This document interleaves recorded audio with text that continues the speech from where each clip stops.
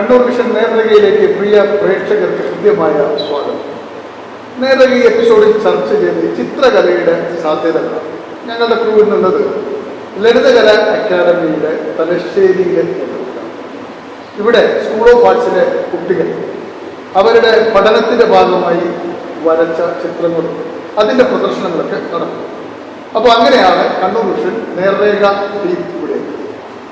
നമ്മൾ ഈ +2 അല്ലെങ്കിൽ ഡിഗ്രിയൊക്കെ കഴിഞ്ഞാൽ കുട്ടികൾ പല രീതിയിലുള്ള പഠനങ്ങളിലേക്ക് തിരിയുന്ന നാം കാണാറുണ്ട്.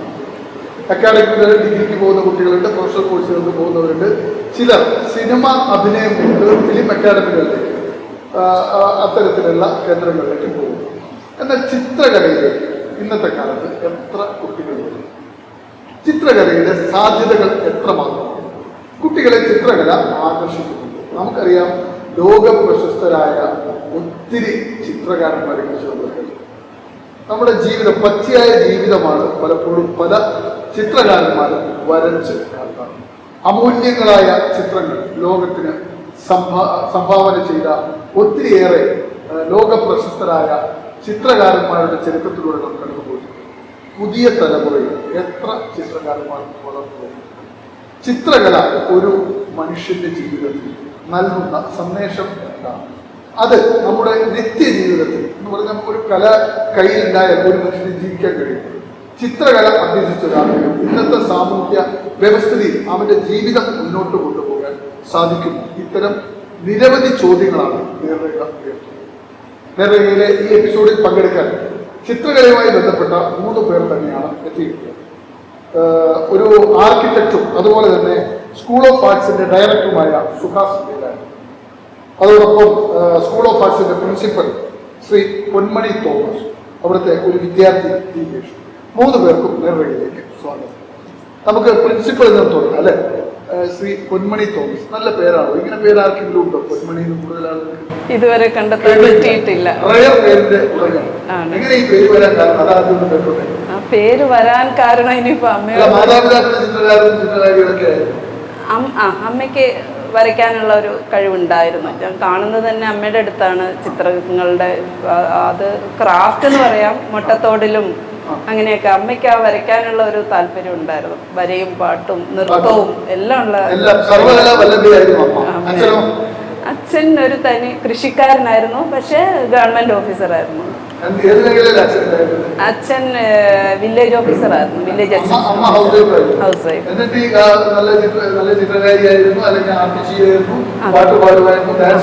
പാട്ടും ഡാൻസും ഉണ്ടായിരുന്നു. ഈ പൊന്മണി എന്ന പേര് എങ്ങനെ ഇട്ടെന്ന് മാതാപിതാക്കൾ പറഞ്ഞു? ഞാൻ ചോദിച്ചിട്ടുണ്ട്. അപ്പൊ അമ്മ ഇത് കുട്ടിക്കാലത്ത് അമ്മയ്ക്ക് അറിയാവുന്ന, അമ്മയ്ക്ക് പരിചയത്തിലുള്ള ഒരാളുടെ കുട്ടിക്ക് ഇങ്ങനെ ഒരു പേര് കേട്ടപ്പോ അമ്മയ്ക്ക് അത് ഇഷ്ടപ്പെട്ടു. ആ ഒരു പേര് റെയറായിട്ട് തോന്നി, അത് അമ്മയുടെ മനസ്സിലുണ്ടായിരുന്നു. അപ്പൊ ആ ഒരു പേര് അങ്ങനെ ഇടുകയാണ്. അങ്ങനെയാണ് പൊന്മണി തോമസ്. അതെ അതെ അതെ. സ്കൂൾ ഓഫ് ആർട്സ് എത്ര കാലമായി പ്രിൻസിപ്പൽ പദവിയിൽ? ഞാനിപ്പം കേരള സ്കൂൾ ഓഫ് ആർട്സിൽ 3 വർഷം കഴിയുന്നു. ഇതിനു മുൻപ് ഞാൻ കലാഗ്രാമത്തിലെ ടീച്ചറായിരുന്നു. അതൊരു 20 ഇയേഴ്സ് ബാക്ക്, 15 ഇയേഴ്സ് ബാക്ക് ആയിരുന്നു. കുറേ കാലം അവിടെയായിരുന്നു, മലയാള കലാഗ്രാമത്തിൽ. അതിനുശേഷം എനിക്ക് കലയിലേക്ക് കൂടുതൽ എൻ്റെ ടൈം കൊടുക്കേണ്ട ഒരു തോന്നൽ വന്നതോടുകൂടി അത് കിറ്റ് ചെയ്യുകയാണ് ഉണ്ടായത്. പിന്നെ ഞാൻ ഫ്രീലാൻസ് ആർട്ടിസ്റ്റായിട്ട് ഒരുപാട് കാലം വർക്ക് ചെയ്യുകയും എക്സിബിഷൻസ് നടത്തുകയും പല സ്ഥലങ്ങളിലായിട്ട് എൻ്റെ വർക്കിൻ്റെ രീതികളൊക്കെ മാറുകയൊക്കെ ചെയ്തു. എന്ന് വെച്ചാൽ അതുവരെയുള്ള ആ ഒരു ലിമിറ്റേഷനിൽ പുറത്ത് കടക്കാൻ പറ്റി. അപ്പോൾ ആ ഒരു വർക്കുകളിലൂടെ കുറേ ഗാലറികളൊക്കെ എക്സിബിഷൻ നടത്തി അതിൻ്റെ ആ ഒരു ഇതിലായിരുന്നു ഞാൻ മുന്നോട്ട് പോയിക്കൊണ്ടിരുന്നത്. ആ സമയത്താണ് സ്കൂൾ ഓഫ് ആർട്സിൽ ഇവർ ക്ഷണിക്കുന്നതും അതിലേക്ക് ഞാൻ ഏറ്റെടുക്കുന്നത്. അതെ അതെ.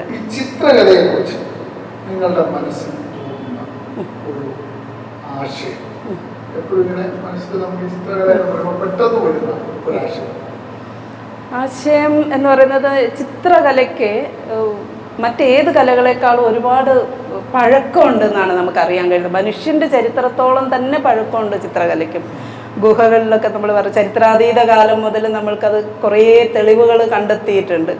അപ്പോൾ മനുഷ്യനുള്ള കാലം തൊട്ട് തന്നെ തുടങ്ങി ചിത്രകലയ്ക്കുള്ള ഒരു പ്രത്യേകത, ഏതൊരു കലയും അതിൻ്റെതായ പ്രാചീനമായ യെസ്, അതുകൊണ്ട് തന്നെയാണ് അതിന് ഇത്ര പ്രയോറിറ്റി കിട്ടുന്നത്. അതെ അതെ അതെ, തീർച്ചയായും തീർച്ചയായും.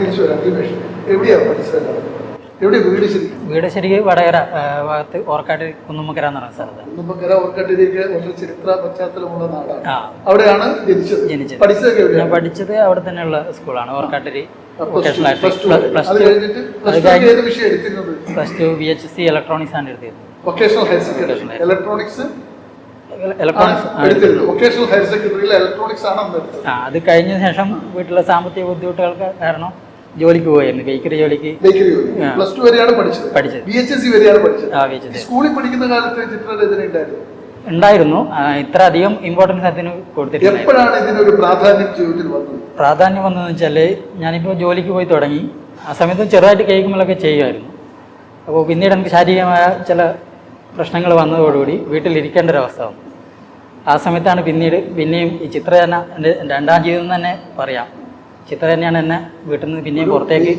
ജീവനക്കാരനായ ദീപേഷിന് ആരോഗ്യ പ്രശ്നങ്ങൾ വന്നു എന്നതുകൊണ്ട് മാത്രമാണ് അല്ല, ചിത്രരചന ആദ്യം എന്നിൽ ഉണ്ടായിരുന്നു, ഇഷ്ടമുണ്ടായിരുന്നു. പക്ഷെ കൂടുതലായി ശ്രദ്ധ കേന്ദ്രീകരിക്കപ്പെട്ടത് വീട്ടിലിരുന്നപ്പോൾ എൻ്റെ മനസ്സിൽ പിന്നെ അത് രണ്ടാം ജന്മം. ഈ സ്കൂൾ ജീവിതകാലത്ത് വരക്കും മത്സരത്തിനൊക്കെ പങ്കെടുക്കാൻ 10ാം ക്ലാസ് കഴിഞ്ഞപ്പോഴോ പ്ലസ് 2 കഴിഞ്ഞപ്പോഴോ എപ്പോഴെങ്കിലും ഇത് ഒരു പ്രൊഫഷനായി തെരഞ്ഞെടുക്കണം, ആ സമയത്ത് ഇല്ല, അതിനെപ്പറ്റി ഇല്ല. തിരിച്ചു വരാം. സുഹാസ് വേലാണ്ടി, ഈ ചിത്രകാരന്മാരെന്നൊക്കെ പറഞ്ഞ പഴയ കാലത്ത് പല ചർച്ചകൾ നമ്മൾ കേട്ടിട്ടുണ്ട്, ഒരു അനാർക്കിസ്റ്റ് ലൈനിലുള്ള മനുഷ്യരെയാണ് ഒരു പഴയ കാലഘട്ടത്തിൽ ചിത്രകാരന്മാരെ കണ്ടത്. അവർ അങ്ങനെയാണ് ഒരു അരാജകവാദി ചിത്രകാരന്മാർ, കവികൾ എന്നൊക്കെ പറഞ്ഞു കഴിഞ്ഞാൽ അങ്ങനെയാണ് കണ്ടിരുന്നത്. ചിത്രകലയുടെ ഇന്നത്തെ സമൂഹത്തിലെ ഒരു മൂല്യം എന്താണ്? സമൂഹം എങ്ങനെയാണ് കാണുന്നത്? ചിത്രകല ഇന്ന് വളരെയേറെ ശ്രദ്ധേയമായിട്ടുള്ളൊരു വിഷയമായിട്ട് മാറിയിരിക്കുകയാണ്. പണ്ടൊക്കെ ഇപ്പം ഞാൻ ഒരു ചിത്രകാരനല്ല എന്നുള്ളത് ഞാൻ പറയുകയാണ് ആദ്യം തന്നെ. പക്ഷെ ഞാൻ ചിത്രകാരന്മാരോടൊപ്പം സഞ്ചരിക്കുന്ന ഒരു ഇൻറ്റീരിയർ ഡിസൈനറാണ്. അപ്പം എനിക്ക് ചിത്രങ്ങളെ ഇഷ്ടപ്പെടുന്നത് ചിത്രം വരയ്ക്കാൻ അറിയില്ല. പക്ഷേ എനിക്ക് പ്രധാനപ്പെട്ട 2 വിഷയങ്ങളൊന്ന് സംഗീതമാണ്, ഒന്ന് ചിത്രകലയാണ്. സംഗീതത്തിൽ ഞാൻ മ്യൂസിക് ഡയറക്ടേഴ്സിൻ്റെ കൂടെ ഗിറ്റാറും ഡ്രംസൊക്കെ വായിക്കാനായിട്ട് ഒരു കാലഘട്ടം ഞാൻ പോയിരുന്നു.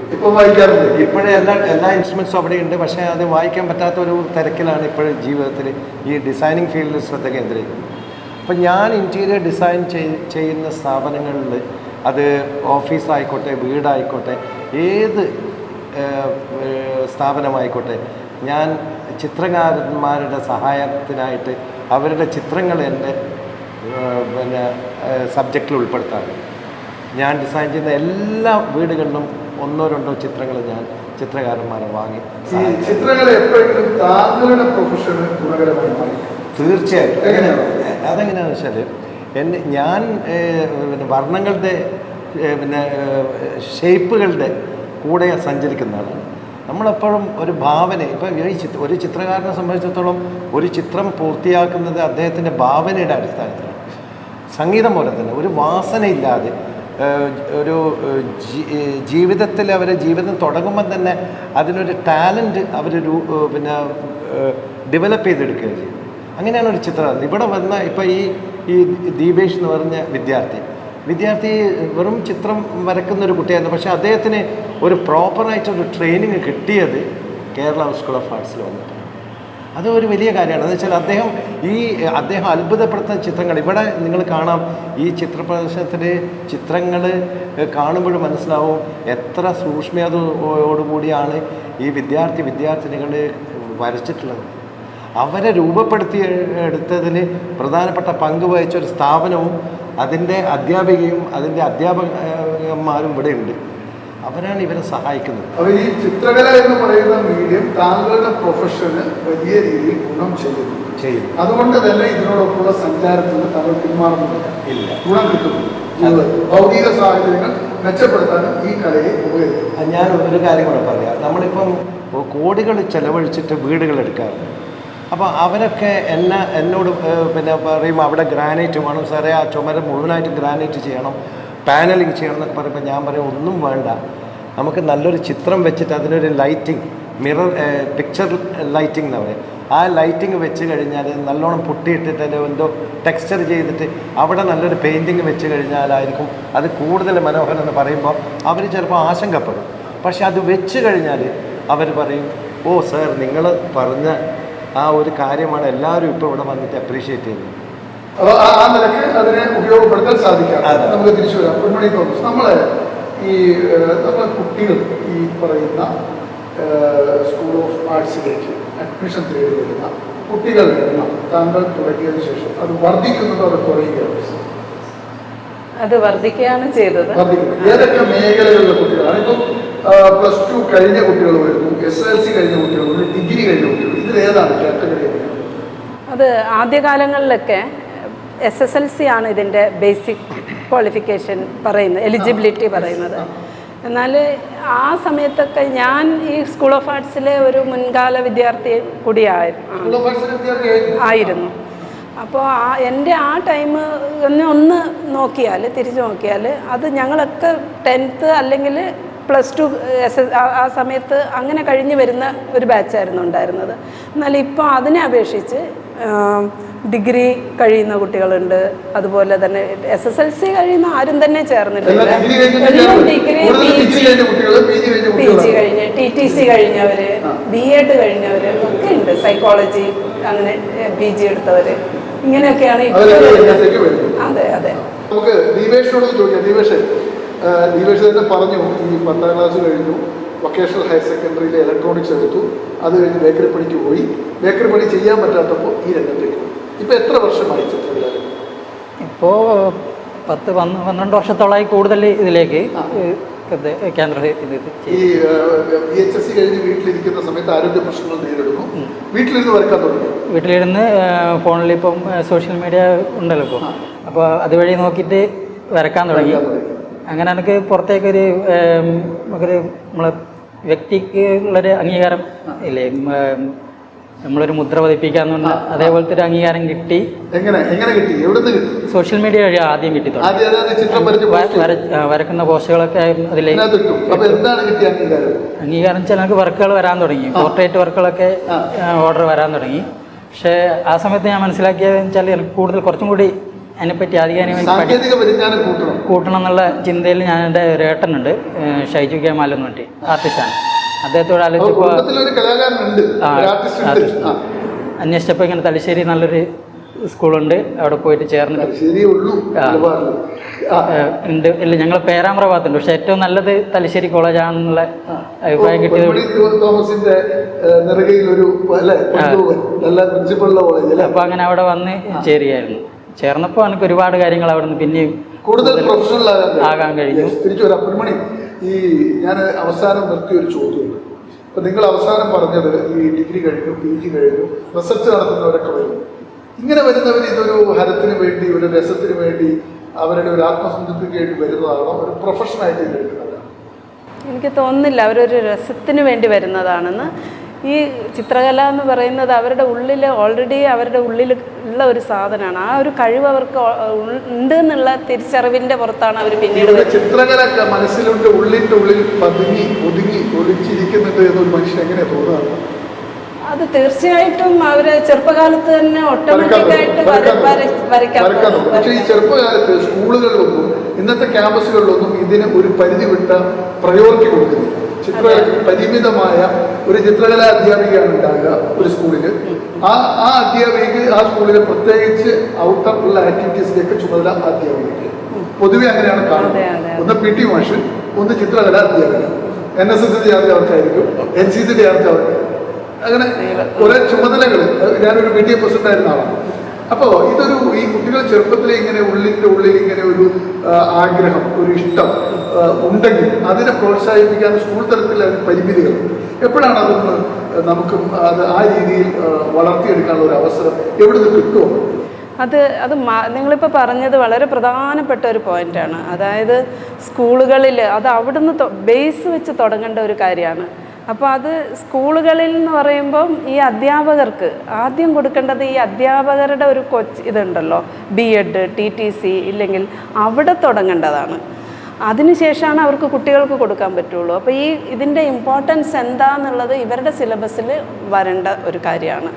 ഈ കോഴ്സ് അധ്യാപക കോഴ്സിൽ വരേണ്ടതാണ്. പിന്നെ അത് വരുന്നില്ല. അത് ഇപ്പോൾ വരുന്നുണ്ടോ എന്ന് ചോദിച്ചാൽ ഇപ്പം കേൾക്കാൻ തുടങ്ങിയിട്ടുണ്ട് വരുന്നുണ്ട് എന്ന്. പക്ഷേ ഫോർ ദ നെയിം സേക്ക് ആണോ എന്നും അറിയില്ല. അധ്യാപകരെ വെച്ചോ, ആർട്ട് അധ്യാപകരെ അവിടെ വെച്ചിട്ടുണ്ടോ? വെച്ചിട്ടുണ്ട്. എന്നാൽ ആ ഒരു ഫെസിലിറ്റി അവർക്ക് കൊടുക്കുന്നുണ്ടോ എന്നുള്ളത് അവിടെ പോയി അന്വേഷിച്ചാലേ അറിയാൻ പറ്റുള്ളൂ. അതെ അതെ, പരിമിതികളുണ്ട് തീർച്ചയായും. അതെ അതെ അതെ. സുഹാസ് വേലാട്ടി, ഈ ചിത്രകാരന്മാരുടെ ഈ കൂട്ടായ്മയിൽ സജീവ സാന്നിധ്യമാണ്. ഈ ചിത്രകലയിലേക്ക് വരുന്നവരുടെ അതിനൊരു പ്രൊഫഷനായിട്ട് കൃത്യമായി എടുത്ത് അതിലൂടെ റിട്ടേൺസ്, ഒരു വരുമാനം വരുന്നവരുടെ എണ്ണത്തിലുണ്ടോ? അതൊരു ഉപജീവന മാർഗമായിട്ട് അവർക്ക് കൊണ്ടുപോകാൻ സാധിക്കും. അതെ, തീർച്ചയായും കൊണ്ടുപോകാൻ പറ്റും. എന്താണെന്ന് വെച്ചാൽ ഇന്ന് ഇവിടെ ശ്രദ്ധേയമായിട്ട് ഉള്ള രീതിയിൽ ജീവിക്കുന്ന കലാകാരന്മാർ, ഇവിടെ ചിത്രകല എന്ന് പറഞ്ഞാൽ ഒരു പെയിൻറ്റിങ്ങോ ഒരു പോർട്രേറ്റോ ചെയ്ത് ജീവിക്കുന്നവർക്കുപരിയായിട്ട് ഈ ചിത്രകല ഉപയോഗിച്ചുകൊണ്ട് ഈ ഉടനെ തന്നെ പോകുന്നത് മിക്ക ആൾക്കാരും നമ്മൾ മുമ്പ് കണ്ടിട്ടുള്ളത് അഡ്വർടൈസിങ് ഫീൽഡിലേക്കാണ്. നമ്മുടെ പഴയ കാലത്ത് ബാനർ എഴുതുകയായിരുന്നു. ഇപ്പോഴാണ് ഫ്ലെക്സും പിന്നീടാണ് ഫ്ലെക്സ് വന്നത്. അപ്പോൾ ഫ്ലെക്സിനും ബാനറിന്റെ കാലം കഴിഞ്ഞു, ഫ്ലെക്സിന്റെ കാലം മാധ്യമങ്ങളുടെ പരസ്യത്തിന്റെ കാലം കഴിയുകയാണ്, TV പരസ്യങ്ങളുടെ കാലം പോലും കഴിയുക. എക്സാക്ട്ലി. അപ്പൊ ഇവിടെ പഠിച്ചിട്ടില്ല. ഇത് പറയുമ്പോൾ ഈ സ്കൂളിനെ പറ്റി ഒരു വാക്ക് സൂചിപ്പിക്കണം. അതായത് 1933 CV ബാലൻ നായർ അവരുകളാണ് ഈ സ്കൂൾ തുടങ്ങിയത്, സ്കൂൾ ഓഫ് ആർട്സ്. കേരളം വരുന്നതിന് മുമ്പ് തന്നെ നമ്മുടെ പ്രസിഡന്റ് പറയുന്ന കാര്യമാണ്, നമ്മുടെ പ്രസിഡന്റ് എബിയൻ ജോസഫാണ്. അദ്ദേഹം പറയുന്നത് കേരളം രൂപീകൃതമാവുന്നതിന് മുമ്പ് തന്നെ ഈ സ്കൂളിന് കേരള സ്കൂൾ ഓഫ് ആർട്സ് എന്ന് പേരിട്ട ഒരു മഹാനുഭാവനാണ് CV ബാലൻ നായർ. CBN കളരി സംഘത്തിൻ്റെ CB നാരായണ നായരുടെ ബ്രദറുമാണ്, കളരിയും കളരിയും. അപ്പോൾ ഇവരുടെ തലമുറയിൽ നിന്ന് വന്ന് അവർ ഇപ്പം 91ാം വർഷത്തിലേക്ക് നമ്മൾ പ്രവേശിക്കുകയാണ്. പ്രധാനപ്പെട്ട ഒരു കാര്യം എന്ന് വെച്ചാൽ KK മാരാറിനെ പോലെയുള്ള PS കരുണാകരന്മാരെ പോലെയുള്ള മഹാരഥന്മാർ ഇവിടെ അതിൻ്റെ തുടക്കമാണ്. ശരിക്ക് ഇവിടെ ഞാൻ പറയാണ്, ഇവിടെയുള്ള സ്കൂളുകൾ എടുത്ത് പരിശോധിച്ചു കഴിഞ്ഞാൽ സ്കൂളുകൾ പഠിപ്പിക്കുന്ന ഡ്രോയിങ് ടീച്ചേഴ്സ് മുഴുവൻ ഒരു 90% ഈ സ്കൂളിൻ്റെ സംഭാവനയാണ്. ഇപ്പൊ എത്ര കുട്ടികൾ, എത്ര പേര് ഈ 90 വർഷം കൊണ്ട് എത്ര പേര് ഇവിടുന്ന് ചിത്രകല അഭ്യസിച്ച് പുറത്തു പോയിട്ട്? ആയിരക്കണക്കിന് പേര് ഇവിടെ. എങ്ങനെയാ വെച്ചാൽ നമ്മുടെ ഇവിടെ മാത്രമല്ല, പിന്നെ ഇവിടെ ഇന്ത്യയിൽ മാത്രമല്ല വിദേശ രാജ്യങ്ങളിലും അവർ ലേ ഔട്ട് ആർട്ടിസ്റ്റായിട്ട് വർക്ക് ചെയ്യുന്നുണ്ട്, അഡ്വർടൈസിങ് ഫീൽഡിൽ വർക്ക് ചെയ്യുന്നുണ്ട്, പിന്നെ ക്യാമറമാൻമാരായിട്ട് വർക്ക് ചെയ്യുന്നത്, സിനിമ ഫീൽഡിലുണ്ട്. അപ്പൊ ഇതാണ് അവരുടെ എല്ലാം ബേസ്. ആർട്ട് യെസ്, ഇപ്പൊ ഇവിടുന്ന് പോയ സ്റ്റുഡൻസ് ഉണ്ട്. അതെ, ഇപ്പൊ വലിയൊരു ലോകമാണ് ഇവിടുന്ന് പോകുന്ന കുട്ടികൾക്ക് മുന്നിൽ തുറക്കുന്നത്, വലിയ ലോകമാണ്. ഈ ബേക്കറി പണിയേക്കാൾ കൂടുതൽ സാമ്പത്തിക മെച്ചം ഈ ചിത്രകലയിൽ കിട്ടും. നമ്മൾ നന്നായിട്ട് പരിശ്രമിച്ചാൽ നമുക്ക് കിട്ടാവുന്നതേ ഉള്ളൂ. ഇപ്പൊ കിട്ടുന്നില്ലേ? കിട്ടുന്നുണ്ട്. എനിക്ക് ഒരുപാട് എൻ്റെ പല കാര്യങ്ങളും നടന്നത് ഈ ചിത്രകലയിലൂടെയാണ്. എന്തൊക്കെ കാര്യങ്ങളാണ് നടന്നത്? ചെറിയ കാര്യങ്ങളാണോ വലിയ കാര്യങ്ങളോ? ചെറിയ ഇത് കേൾക്കുന്നവന് ഈ പണി ഒന്ന് പഠിച്ചു കളയാം. കാരണം തൊഴിലിന് വേണ്ടി വല്ലാതെ അലയുന്ന അഭ്യസ്തവിദ്യരായ നൂറുകണക്കിന്, ആയിരക്കണക്കിന്, ലക്ഷക്കണക്കിന് മനുഷ്യരുടെ ഒരു നാടാണ്. അപ്പോൾ ഒരു ചിത്രകല പഠിച്ചാൽ എനിക്ക് ചെറിയ മാസന ഉണ്ടാവും മനസ്സിൽ, പക്ഷെ ഇതൊരിക്കലും ഒരു ഉപജീവന മാർഗമായി മാറും എന്ന് ആളുകൾക്ക് ഇനിയും പിടിയിട്ടില്ല. ഇപ്പോൾ സുഹാസ് പറയുമ്പോഴാണ് സ്കൂൾ ഓഫ് ആർട്സിൽ നിന്നും പഠിച്ചവർ ലോകത്തിന്റെ വിവിധ ഭാഗങ്ങൾ പല മേഖലകളിൽ ഇത് കൊണ്ടു നടക്കുന്നത്. അപ്പൊ അതുകൊണ്ടാണ് ആ ചോദ്യം അങ്ങനെ തന്നെ ചോദിക്കുന്നത്. അതെ, ചെറിയ രീതിയിൽ കിട്ടി തുടങ്ങിയിട്ടേ ഉള്ളൂ. അതേപോലെ ഞാനിപ്പോൾ ക്ലാസ് എടുക്കാനും പോകുന്നുണ്ട്. ചെറിയ കുട്ടികൾക്ക് സൺഡേ ക്ലാസ് എന്ന രീതിയിലും ഞാനിപ്പോൾ ഈ ക്ലാസ് എടുക്കുക എന്ന് പറഞ്ഞു കഴിഞ്ഞാൽ എങ്ങനെയാണ്? ഈ തിയറി ആണോ പ്രാക്ടിക്കലായിട്ട് തന്നെ ഈ സൺഡേ ക്ലാസ് വരുന്നത്? തിയറി ഉണ്ട്, നമുക്ക് തിയറി പഠിക്കാനുണ്ട്. പക്ഷേ ചെറിയ കുട്ടികൾക്ക് അതിപ്പോൾ പഠിപ്പിക്കേണ്ട ഒരു ഇത് വന്നിട്ടില്ല. എത്ര വയസ്സുള്ള കുട്ടികളൊക്കെയാണ് താങ്കളുടെ ശിക്ഷണം? അവിടെ വരുന്നത് ഇപ്പോൾ 6 വയസ്സിന് മുകളിലുള്ള കുട്ടികൾ വരുന്നുണ്ട്. ആ വരുന്ന കുട്ടികളിലേക്ക് ഒരു വരയും അവരുടെ ഒരു അഭിരുചിയൊക്കെ എങ്ങനെയാണ്? നല്ല ഇത് കാണിക്കുന്നുണ്ട്. അത് നമ്മളിപ്പോൾ ഓരോ കുട്ടികളെ നോക്കിയിട്ട് അതിനണക്കായിട്ട് തിരിച്ചിട്ട് വെറൈറ്റി ആയിട്ട് ഫീൽ ചെയ്ത സംഭവങ്ങൾ എന്താണ്? ഈ ചെറിയ മക്കൾ 6 വയസ്സുകാരെയൊക്കെ വരുമ്പോൾ അല്ലെങ്കിൽ 6 വയസ്സുകാരെ വരുമ്പോൾ അവരിൽ നിന്ന് കാണുന്ന ഒരു വെറൈറ്റി ചിന്ത വരക്കും അവരുടെ മനസ്സിൽ നിന്നും വരുന്നത്. നമുക്കിപ്പം കുട്ടികൾ ചില ആൾ വരയ്ക്കുമ്പോൾ സന്തോഷത്തിന്റെ വലിയ ഒരു തിരമാലകളായി, ആ. ചില ആൾ വരുമ്പോൾ സങ്കടത്തിന്റെ ആഴക്കടലായി, ചില ആൾ വരുമ്പോൾ ഇതിന്റെയൊക്കെ നടുക്ക് നിന്നുകൊണ്ട് നിർവികാരത്തോടു കൂടി ഇങ്ങനെ നോക്കുന്ന ഒരു കാഴ്ചയായിരിക്കും. ഈ കുട്ടികളൊക്കെ വരുമ്പോൾ അവരുടെ മനസ്സിൽ നിന്ന് വരും കൂടുതലും സന്തോഷത്തോടെയുള്ള സങ്കടങ്ങൾ വരാറില്ല. കുറവാണ്. അപ്പൊ ഇന്നത്തെ ജനറേഷൻ സങ്കടങ്ങൾ കുറവാണ്. കൂടുതലും അങ്ങനത്തെ പിക്ചറാണ് കാണിച്ചത്. ചിത്രങ്ങളാണ് വരില്ല മക്കൾ, ചെറിയ മക്കൾ. ഇതേപോലത്തെ നല്ല സീനറികളും അതുപോലത്തെ പിക്ചറാണ് കൂടുതലും വരാറുള്ളത്. ഈ സമകാലികമായിട്ടുള്ള ഇല്ല അതുപോലത്തെ കുറച്ച് വരുന്നേ ഉള്ളൂ, ചെറിയ മക്കളല്ലേ അങ്ങനെ വരുന്നേ ഉള്ളൂ. ഓക്കെ, ടീച്ചർ ഒരു ചോദ്യം. ഇപ്പൊ ഈ അവസാനത്തെ ബാച്ച് നിങ്ങളുടെ കുട്ടികൾ വരച്ച ചിത്രങ്ങളിൽ കടന്നു വന്നത് സമകാലിക സംഭവങ്ങൾ, രാഷ്ട്രീയം, സാമൂഹ്യ പശ്ചാത്തലമുള്ള വിഷയങ്ങൾ, നിപ്പ തുടങ്ങിയ, ഇപ്പം നിപ്പ വന്നു, കോവിഡ് വന്നു, ഇങ്ങനെ പല സാധനങ്ങൾ കടന്നുപോയത്. ഇതിലൂടെ കടന്നുപോയത് എത്ര വർഷമാണ് നിങ്ങളുടെ ഒരു കുട്ടിയുടെ കോഴ്സിന്റെ കാലം? 2 വർഷം. 2 വർഷം. ഈ 2 വർഷത്തിൽ കടന്നുപോയ സമകാലിക സംഭവങ്ങൾ കടന്നുപോയത് ചിത്രങ്ങൾ. അതിന് കുറച്ചും കൂടി സിലബസിലേക്ക് പോകേണ്ടതുണ്ട്. അതിന്റെ ഉത്തരം പറയണമെങ്കിൽ ഇല്ല, അങ്ങനെ അതെ. അപ്പൊ ഇവരിപ്പം ഫൗണ്ടേഷൻ ഫണ്ടമെന്റൽസ് മാത്രമാണ് ഈ കുട്ടികൾക്ക് ഇപ്പം വർക്ക് ചെയ്യാനുള്ള കാര്യങ്ങൾ. അതായത് മുമ്പിൽ ഒരു സ്റ്റിൽ ലൈഫ് വെക്കുന്നു, അതിൻ്റെ സ്റ്റഡീസാണ്. ഇപ്പം അതുപോലെ തന്നെ നേച്ചർ സ്റ്റഡിയാണ്. അപ്പോൾ മെമ്മറി, ക്രിയേറ്റീവ് ഡ്രോയിങ്ങിൽ ഇവർക്ക് ചെയ്യാം. പക്ഷേ ഇതെല്ലാം ഇവരുടെ ബേസിക് ഇതാണ് വരുന്നത്, ബേസിക് കഴിവുകളാണ് അവിടെ ഇംപ്ലിമെന്റ് ചെയ്യാൻ പറ്റുക. അപ്പൊ അവിടെ ഇതിൽ വെച്ച് ആ ഒരു ലിമിറ്റേഷനിൽ വെച്ചിട്ട് അങ്ങനെയാണ് ഇപ്പൊ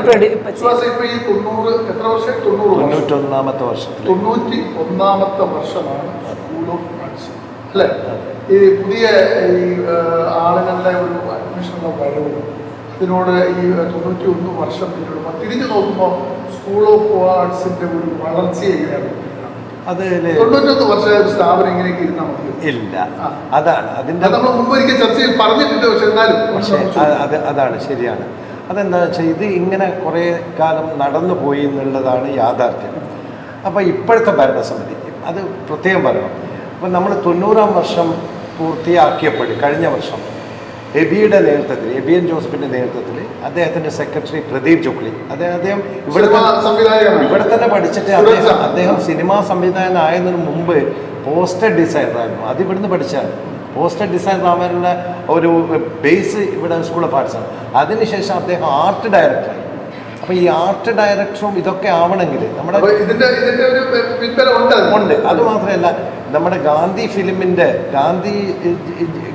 റിച്ചാർഡ് ആറ്റൻബറോ ചെയ്ത ഗാന്ധി ഫിലിമിൻ്റെ ശരത്ചന്ദ്രൻ സാറ് സ്കൂൾ ഓഫ് ആർട്സിലെ വിദ്യാർത്ഥിയായിരുന്നാണ് ഞാൻ മനസ്സിലാക്കുന്നത്. എൻ്റെ ചോദ്യം ഇതാണ്, ഈ 90 വർഷം 91 വർഷം പിന്നിടുമ്പോൾ ഈ കല ഇത്ര പ്രാധാന്യപ്പെട്ട ഒരു സാധനമായി ആ വളർച്ച ആ സ്ഥാപനത്തിൽ ഉണ്ടായിട്ടില്ല എന്നുള്ള ദുഃഖ.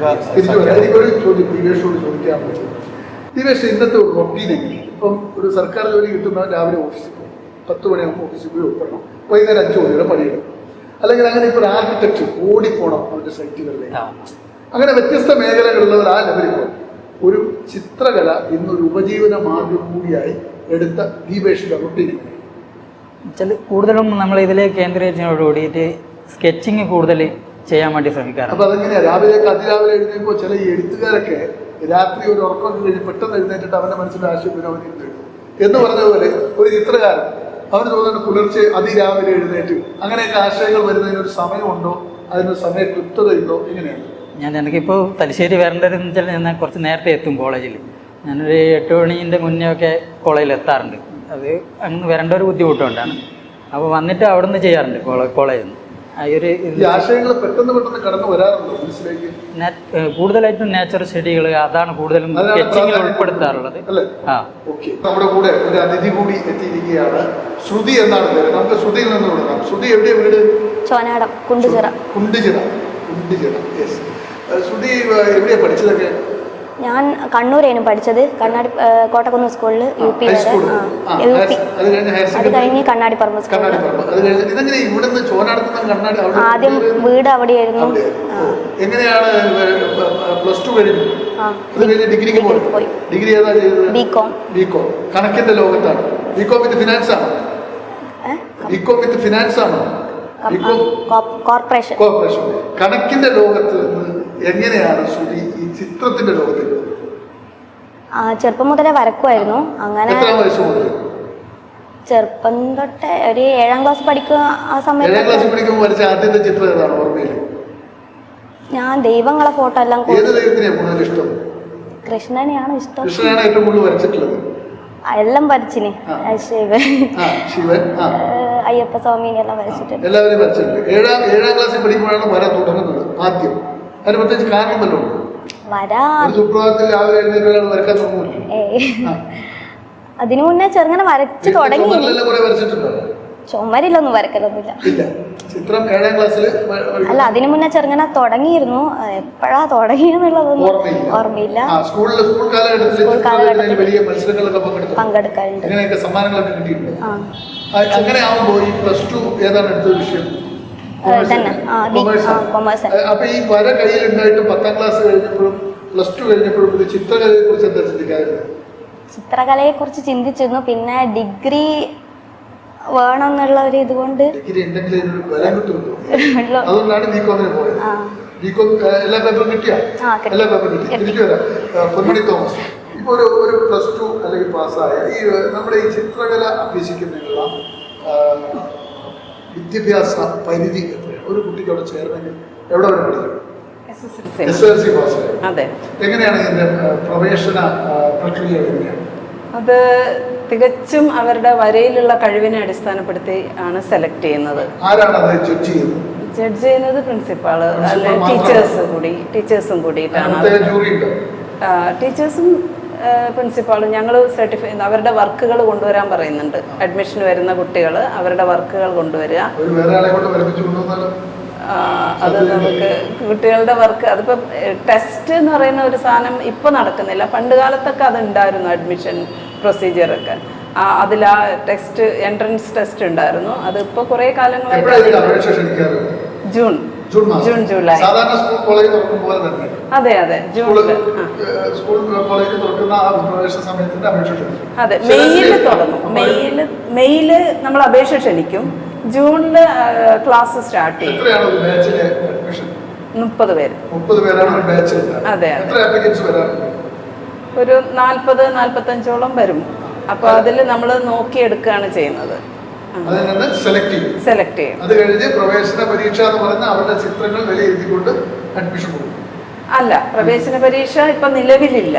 അവരുടെ വർക്കിനെ തന്നെ നോക്കി അവരെ അഡ്മിറ്റ് ചെയ്യുകയാണ് ചെയ്യുന്നത്. കാരണം നല്ല വർക്കുകൾ എന്നുള്ളത് നമുക്ക് അവരുടെ കംപ്ലീറ്റ് വർക്കുകൾ അവരുടെ മൊബൈലിൽ ഇപ്പൊ ഇൻസ്റ്റാഗ്രാം അതുപോലെയൊക്കെ അവര് പോസ്റ്റ് ചെയ്ത സാധനങ്ങൾ അവർ കാണിക്കാറുണ്ട്. അപ്പൊ നമുക്കത് ജെന്യുനാണ്. ആ കുട്ടി ചെയ്ത വർക്ക് അല്ലാത്ത ഒരാൾക്ക് കൊണ്ടുവന്ന് കാണിക്കാൻ പറ്റൂല. അപ്പോൾ ആ വർക്കുകളുടെ അടിസ്ഥാനത്തിൽ എടുക്കുന്നു. പിന്നെ ഉള്ള ഒരു പ്രത്യേകത, നല്ല കഴിവുള്ള കുട്ടികളാണ് ഇവിടെ വരുന്നത്. വരുന്നതിൽ 3/4 ഭാഗവും നോ ഡൗട്ട് നല്ല വർക്കുകളാണ് അവരുടെ കയ്യിലുള്ളത്. അപ്പോൾ ഇതിന്റെ ഈ ഒരു കോഴ്സിന്റെ എത്ര വർഷമാണ് ഇത്? 2 വർഷത്തെ കോഴ്സാണ്. അതെ. ഗവൺമെന്റ് അംഗീകാരം എങ്ങനെയാണ്? ഡിഗ്രിക്ക് തുല്യമാണോ? എങ്ങനെയാണ്? PGക്ക് തുല്യമാണോ? എങ്ങനെയാണ് കാറ്റഗറൈസ്? ഇല്ല, ഇത് ഡിപ്ലോമയാണ്. KGC എന്ന് പറയും, കേരള ഗവൺമെന്റ് സർട്ടിഫിക്കറ്റ് എക്സാമിനേഷൻ. ഇപ്പം TTC അതല്ലാതെ ഇപ്പം ഇതുണ്ട്, പോളിടെക്നിക് ഒക്കെ ഉണ്ടല്ലോ. ടെക്നിക്കൽ എഡ്യൂക്കേഷൻ്റെ അണ്ടറിലുള്ള പോളിടെക്നിക് പോലെയുള്ള ഒരു കോഴ്സാണ്, തൊഴിലധിഷ്ഠിത കോഴ്സാണ്. ഇൻഡസ്ട്രിയൽ സ്കൂൾ എന്ന് പറയും, അതിലാണ് ഇത് പെടുന്നത്. ഇപ്പൊ ഇവിടുത്തെ 2 വർഷത്തെ ഒരു ഡിപ്ലോമ കോഴ്സ് പൂർത്തിയായ ഇറങ്ങുന്ന ഒരു കുട്ടിക്ക് ജോലി സാധ്യതകൾ എങ്ങനെയാണ്? ഒരു സർക്കാർ തലത്തിൽ പറഞ്ഞാൽ ഈ TTC B.Ed ഒക്കെ പോലെ ടീച്ചർ ട്രെയിനിങ്, ഒരു ടീച്ചർ ആവാനുള്ള, ഡ്രോയിങ് ടീച്ചർ ആവാനുള്ള എലിജിബിലിറ്റി ആണ്. മതി. ഡിപ്ലോമ കോഴ്സ് ഇപ്പൊ 10ാം ക്ലാസ് പാസ്സായ കുട്ടി വന്ന് ഈ ഡിപ്ലോമ കോഴ്സ് എടുത്താലും അവർക്ക് ഈ ജോലി കിട്ടും. അന്നേരം ഈ പറയുന്ന ബികോം കാര്യങ്ങളുണ്ട്, അതുപോലെ B.Ed കാരി ഉണ്ടാവും, MA കാരി ഉണ്ടാവും, റിസർച്ച് നടത്തുന്നവരുണ്ടാവും. അപ്പോൾ 10ാം ക്ലാസ് കഴിഞ്ഞ ഒരാളെ കൊണ്ട് വന്നിട്ട് കാര്യമില്ല, ജോലി സാധ്യത അല്ലേ? ഇവർക്കല്ലേ പ്രയോറിറ്റി കിട്ടുക? അങ്ങനെയല്ലേ അത്? ആ ടെസ്റ്റ് PSC ടെസ്റ്റിനെ അടിസ്ഥാനപ്പെടുത്തിയിട്ടാണല്ലോ. ഇപ്പം SSLC ആണേലും B.Ed ആണേലും TTC ആണേലും ഈ ഇവര് എക്സാം PSC എങ്ങനെ അറ്റൻഡ് ചെയ്യുന്നു എന്നുള്ളതിനെ അടിസ്ഥാനപ്പെടുത്തി അത് അവർക്ക് തന്നെ കിട്ടിക്കൊള്ളണമെന്നില്ല. ഈ പുതിയ കാലഘട്ടം എന്ന് പറഞ്ഞാൽ ആർട്ടിഫിഷ്യൽ ഇന്റലിജൻസിന്റെ കാലം. മനുഷ്യന്റെ ആശയങ്ങളെന്ന് പറഞ്ഞുകൊണ്ട് എത്ര നല്ല ചിത്രവും വലിച്ചിട്ട് കഴിക്കുക പുതിയൊരു കാലമാണ്. ഇത്തരം ഒരു കാലഘട്ടത്തിൽ മനുഷ്യരെ വരെ സൃഷ്ടിക്കാനുള്ള പണി എടുത്തുകൊണ്ടിരിക്കുകയാണ്. നിങ്ങൾക്കറിയാലോ, ടെസ്റ്റ് ട്യൂബിൽ മനുഷ്യരെ ഗർഭപാത്രം വരെ ആർട്ടിഫിഷ്യലായി ഉണ്ടാക്കി കുട്ടികളെ സൃഷ്ടിക്കാനുള്ള ഒരു കാലഘട്ടത്തിലാണ്. അപ്പോൾ ചിത്രകലയുടെ ഭാവി ഒരു കുട്ടി കഷ്ടപ്പെട്ട് പേരെ വെച്ച് ഇതെല്ലാം എടുത്തിട്ട് വരച്ച് ഇപ്പോഴത്തെ ഈ ആർട്ടിഫിഷ്യൽ ഇന്റലിജൻസിന്റെ കാലഘട്ടത്തിൽ സെക്കൻഡ് കൊണ്ട് മനസ്സുകൾ ആശയം നിങ്ങൾ പ്രസംഗിച്ചാൽ എന്താണ് പ്രസംഗിക്കേണ്ടത് എന്നുള്ളത് ആർട്ടിഫിഷ്യൽ ഇന്റലിജൻസ് പ്രകാരം ആശയം പറഞ്ഞു കൊടുത്താൽ ഉടൻ ആ പ്രശ്നം കിട്ടുകയാണ് ഏത് വിഷയത്തിൽ. ഇതിൻ്റെ ഒരു ഭാവി എന്താണ്? സാറ് പറഞ്ഞ ഒരു കാര്യം അതായത് ആർട്ടിഫിഷ്യൽ ഇൻ്റലിജൻസ് എന്ന് പറഞ്ഞാൽ ഈ അത്രത്തോളം നമ്മുടെ സാങ്കേതിക വിദ്യ വളർന്നു എന്നുള്ളത് നമുക്ക് അഭിമാനിക്കാം. പക്ഷേ ഈ തനത് നമ്മൾ ചിത്രം വരക്കുന്നത് ഞാൻ ഇതിനെ സംഗീതമായിട്ട് ഉപയോഗിക്കുകയാണ്. അതായത് ഇപ്പോഴ് കംപ്ലീറ്റ് എല്ലാം ഓട്ടോ സിന്തസൈസറിൽ കൺസോളിലാണ് കംപ്ലീറ്റ്. വയലിൻ ആവശ്യമില്ല, തബല ആവശ്യമില്ല, ഹാർമോണിയം ആവശ്യമില്ല. പണ്ട് കാലഘട്ടം അതായിരുന്നില്ല. പക്ഷേ ഈ ജെനുവിനായിട്ടുള്ള തനത് പ്രവൃത്തിക്ക് അതിൻ്റേതായിട്ടുള്ള ഒരു സൗന്ദര്യം. നമ്മളിപ്പം ചിത്രം വരക്കുന്നത് കൈകൊണ്ട് തന്നെ, ഭാവന കൊണ്ട് തന്നെ, മനസ്സുകൊണ്ട് തന്നെ ചിത്രം വരക്കുന്ന ചിത്രകാരന്മാരാണ് നിലനിൽക്കേണ്ടത്. അല്ലാതെ ഒരു ആർട്ടിഫിഷ്യലായിട്ട് വരുമ്പോൾ അത് ആർട്ടിഫിഷ്യൽ തന്നെയാണ് പറയുക. അതുകൊണ്ടാണ് ഈ സാങ്കേതിക വിദ്യക്ക് ആർട്ടിഫിഷ്യൽ ഇൻ്റലിജൻസ് പറഞ്ഞത്. അപ്പോൾ അതുകൊണ്ട് ഇല്ല, ചിത്രം വരക്കേണ്ട ആൾ, പോർട്രേറ്റ് വരക്കേണ്ട ആൾ പോർട്രേറ്റ് ഒരു ഫോട്ടോ ബേസ് ചെയ്തിട്ട് വരക്കണം. മറ്റുള്ളവരിപ്പം വേറൊന്ന് പറയാം, നമുക്ക് മരം നട്ടിട്ട് പിന്നെ മരം ഉണ്ടാവുന്നവരെ കാത്തു നിൽക്കണം. പക്ഷെ മരം വരക്കാൻ ആ മരത്തിൻ്റെ തോതനുസരിച്ചിട്ട് ഈ വിദ്യാർത്ഥി തന്നെ വരച്ചെടുക്കുകയാണ്. നമ്മൾ മരം നട്ട് കഴിഞ്ഞാൽ അപ്പോൾ തന്നെ മരമാവില്ല. പക്ഷേ ഇവരുടെ ഭാവനയിൽ ചിലപ്പോൾ ഒരു മരം പൂർണ്ണ വളർച്ചയെത്തിയ ഒരു മരം അവർക്ക് 2 മണിക്കൂർ കൊണ്ട് മരം ഉണ്ടാക്കിയെടുക്കാം. ഈ തനത് ശൈലിയും കൃത്രിമ ശൈലിയും രണ്ടാണ്. പക്ഷെ നമുക്ക് ആർട്ടിഫിഷ്യൽ ഇൻ്റലിജൻസ് എന്ന സങ്കേതത്തെ ഈ കാലഘട്ടത്തിൻ്റെ ആവശ്യകതയായിട്ട് കണക്കാക്കാം. അത് ഒഴിവാക്കി നിർത്താൻ പറ്റില്ല. ഈ കാലത്തൊന്നും സംഭവിക്കാൻ പോകുന്നില്ല. ഈ കോർപ്പറേഷൻ ആയതുകൊണ്ട് സഹകരണ സ്ഥാപനങ്ങളിൽ എവിടെയെങ്കിലും ഒരു ജോലി ലക്ഷ്യം വെച്ചിട്ടുണ്ടാവും. ചെറിയൊരു എയിമില്ലേ? അങ്ങനെയില്ല, ചിത്രകലയിൽ തന്നെ നിൽക്കാനാണ്. അപ്പൊ എങ്ങനെ ഉപജീവനത്തിലുള്ള ഒരു മാർഗത്തിലേക്ക് പോകും? എങ്ങനെയാണ് പ്ലാൻ ചെയ്തിരിക്കുന്നത്? ഞാനിപ്പോ ഒരു ടീച്ചറായിട്ട് വർക്ക് ചെയ്യുന്നുണ്ട്. തങ്ങളപടിയ പാനൂര് ഒരു സ്കൂളിൽ. ആ പ്രൊഫഷൻ അങ്ങനെയാണ് സെഹറ പബ്ലിക്കിൽ. അത് മതി എന്ന് വെച്ചാല് എനിക്ക് ഒരു നല്ലൊരു ആർട്ടിസ്റ്റ് ആവാനാണ് ആഗ്രഹം. അങ്ങനെയല്ല, ലോകം അറിയപ്പെടുന്ന ഒരു ആർട്ടിസ്റ്റ് ആവണം എന്ന് ഒരു ആഗ്രഹമുണ്ട്. എപ്പോഴാണ് നല്ല ചിത്രങ്ങൾ ആ രീതിയിൽ 7ാം ക്ലാസ് കഴിഞ്ഞിട്ട് പിന്നെ ഇത് നല്ല പ്രൊഫഷനായിട്ട് എടുത്ത് വരക്കാൻ തുടങ്ങിയത്? എപ്പോൾ മുതലാവും? അത് കഴിഞ്ഞിട്ട് ഞാൻ വരക്കലുണ്ട്. പിന്നെ ഡിഗ്രി കഴിഞ്ഞിട്ട് ഞാനൊരു കോഴ്സ് ഉണ്ട് എന്ന് പറഞ്ഞപ്പോൾ അതിന് കണ്ടിന്യൂ ചെയ്യാന്ന് വിചാരിച്ചു. ദൈവങ്ങളെ വിട്ടിട്ട് പിന്നെ വേറെ ആരെയൊക്കെ വരയ്ക്കാൻ തുടങ്ങി? ഒരു കാലത്ത് ദൈവങ്ങളായിരുന്നല്ലോ ചെറുപ്പം സ്കൂൾ കാലഘട്ടത്തില്. ഈ ദൈവങ്ങളെ വിട്ട് പിന്നെ ആരിലേക്കാണ്, എന്തിലേക്കാണ്, ഏത് മേഖലയിലേക്കാണ് ചിത്രം പോയത്? അങ്ങനെ ഞാൻ എല്ലാം വരക്കലുണ്ട്. ദൈവങ്ങള് കുറച്ചും കൂടി പ്രയോറിറ്റി ദൈവങ്ങൾക്ക് തന്നെയാണോ? ഇപ്പം നാച്ചുറൽ സ്റ്റഡി എല്ലാം വരക്കലുണ്ട്, പിന്നെ പോർട്രേറ്റ് ചെയ്യലുണ്ട്. പിന്നെ ഇപ്പോൾ ഇവിടുന്ന് വന്നപ്പോൾ സ്റ്റിൽ ലൈഫ് എല്ലാം വെച്ചിട്ട് ചെയ്യാൻ തുടങ്ങി. സുധി വരച്ച ചിത്രങ്ങൾക്ക് നല്ല പൈസ കൊടുത്താൽ ആളുകൾ വാങ്ങാറുണ്ട്. സുധി വരച്ച ചിത്രങ്ങൾ നല്ല പൈസ കൊടുത്ത ആളുകൾ വാങ്ങാറുണ്ട്. ഞാനൊരു മ്യൂറൽ പെയിന്റ് ചെയ്തിട്ട് കൊടുത്തിട്ടുണ്ടായിരുന്നു. നല്ല പൈസ കിട്ടിയോ? 8000 രൂപ കിട്ടിയിട്ടുണ്ട്. എത്ര ദിവസം എടുത്തിട്ടാണ് വരച്ചത്? ഒരാഴ്ച കൊണ്ട് 8000 രൂപ എടുത്തൊരു ചിത്രം വരക്കാൻ പറ്റും. അതിന് വേണമെങ്കിൽ 80,000 കിട്ടൂലേ? ചിത്രത്തിന് അങ്ങനെ വാല്യൂ ചെയ്യിക്കാൻ പറ്റൂല. ഒരു മനുഷ്യന്റെ കാഴ്ചയിലല്ലേ, അല്ലേ? അവൻ എത്ര വേണമെങ്കിലും പോവാം. ടീച്ചറെ ചോദ്യമാണ്, ഇപ്പൊ ഒരു ചിത്രത്തിന് ഇപ്പൊ ഒരു ചിത്രം വരച്ചു, അതിന് ഇതാണ് എന്റെ മാർക്കറ്റ് പ്രൈസ് തീരുമാനിക്കാൻ പറ്റും. ചിത്രത്തിന് അങ്ങനെ ഒരു മാർക്കറ്റ് പ്രൈസ് ഉണ്ട്. മാർക്കറ്റ് പ്രൈസ് എന്ന് പറയുന്നത് ഇറ്റ് ഡിപ്പെൻഡ്സ്. ഒരു ചിത്രം, ആ ചിത്രം നിരന്തരം ചിത്രകാരന്മാർ വ്യത്യസ്ത ഏരിയയിൽ പെടുന്നവരുണ്ട്. നിരന്തരം വർക്കിൽ ഫുൾ ടൈം ഒരു ആർട്ടിസ്റ്റ് ഉണ്ട്, നിരന്തരം വർക്ക് ചെയ്തുകൊണ്ടിരിക്കുന്ന ആർട്ടിസ്റ്റ്. അതുപോലെ സൺഡേ പെയിൻറ്റേഴ്സ് ഉണ്ട്. സൺഡേ പെയിൻറ്റേഴ്സ് എപ്പോഴെങ്കിലും സൺഡേ പെയിൻറ്റേഴ്സ് മീൻസ് അവർക്കൊരു ഹോബിയാണ്, അതൊരു സൈഡായിട്ട് വർക്ക് ചെയ്യുന്നവരേ ഉള്ളൂ. അപ്പോൾ അതിനും ഇതിനും ഒരേപോലെ വാല്യൂ വരില്ലല്ലോ. ഒരു ചിത്രം വരയ്ക്കുന്നവൻ ഒരു ചിത്രം വരച്ചു വെച്ചാൽ ഇത് സൺഡേ പെയിന്റർ വരച്ചതാണോ 7 days പെയിന്റർ വരച്ചതാണോ എന്നുള്ളത് എങ്ങനെ മനസ്സിലാക്കാൻ പറ്റും? അത് കാണുന്ന ഒരു ചിത്രത്തെ മനസ്സിലാക്കാനുള്ള, അത് ഞാൻ നേരത്തെ പറഞ്ഞ ആ സ്കൂളുകളിലേക്ക് തന്നെ പോകേണ്ടി വരും. നമുക്കൊരു കാഴ്ച ആ ഒരു എക്സ്പീരിയൻസ് കുറവാണ് നമ്മുടെ ഒരു രീതിയിൽ, ഇന്ത്യയിൽ അല്ലെങ്കിൽ കേരളത്തിൽ. അത്തരത്തിലുള്ള ഒരു വർക്കിനെ അനലൈസ് ചെയ്യുന്ന, ഇല്ല ഒരു വർക്കിനെ ആസ്വദിക്കാനുള്ള ആ ഒരു ഇത് കുറവാണ്. കാരണം അതിൻ്റെ ഒരു ആർട്ട് അപ്രീസിയേഷൻ്റെ ഇത് വേണം ഈ കാര്യത്തിൽ. ഇപ്പോൾ ഒരു സിനിമയാണെങ്കിൽ സിനിമയ്ക്ക് നമുക്ക് ആവശ്യമില്ല അതിനെപ്പറ്റി ഒരു ക്ലാസ്സൊക്കെ കഴിഞ്ഞ് വന്ന് സിനിമ ആസ്വദിക്കാൻ ആർക്ക് വേണമെങ്കിലും ആസ്വദിക്കാം, നാടകം. പക്ഷെ ചിത്രത്തിന് അങ്ങനെയുള്ള കുറച്ച് കാര്യങ്ങൾ എല്ലാത്തിനും വേണമെന്നില്ല. അപ്പം ചില വർക്കുകളെ ഡിപ്പെൻഡ് ചെയ്തിരിക്കുന്നു ഈ കാഴ്ചക്കാരനെയും. ഇത് പ്യുവർലി സബ്ജക്റ്റീവാണ്, വ്യക്തിപരമാണ് ഒരു വർക്കിന്റെ. അതുപോലെ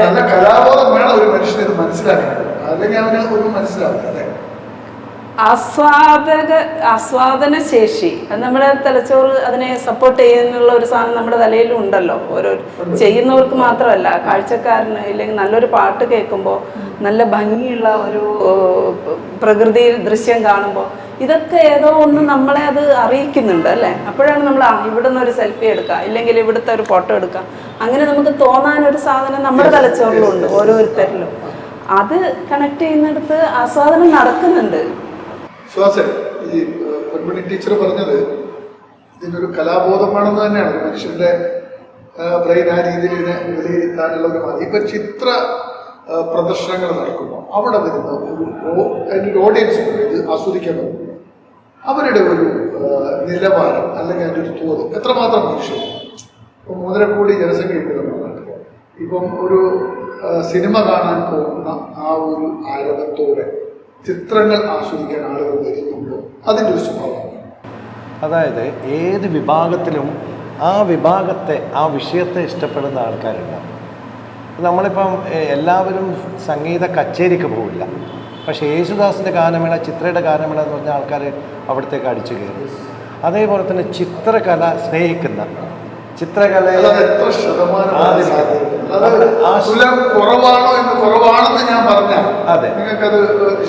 ശതമാനം ഇപ്പം കൂടിക്കൊണ്ടിരിക്കുകയാണ്. അത് ഞാൻ മനസ്സിലാക്കുന്നത് എന്തുകൊണ്ടാണെന്ന് വെച്ചാൽ ഇപ്പോഴേ ജനങ്ങളൊക്കെ A thing of beauty is A Joy for ever എന്ന് പറഞ്ഞിട്ട് പറയാം. അതായത് ഒരു സൗന്ദര്യം തരുന്ന ഒരു ചിത്രം, നല്ലൊരു ചിത്രം, അത് മനസ്സിന് സന്തോഷം തരുന്നതാണ്. അപ്പം ഇപ്പോഴേ ജനങ്ങൾ ഈ ചിത്രം വാങ്ങാൻ മുന്നോട്ട് വരുന്നത്. അതുകൊണ്ട് തന്നെയാണ് ചിത്രകാരന്മാർ ഒരു ചിത്രം വിൽക്കുന്നത് മറ്റൊരു ചിത്രം വരക്കുന്നതിനുള്ള പ്രചോദനം എന്ന് പറഞ്ഞാൽ അതൊരു വലിയൊരു കാര്യമായിട്ടാണ് നമുക്ക് മനസ്സിലാക്കുന്നത്. ഒരു ചിത്രം ഇപ്പം ഈ കുട്ടിയും ഇതിനു മുമ്പ് സംസാരിച്ച കുട്ടിയൊക്കെ ചിത്രം വരച്ചു.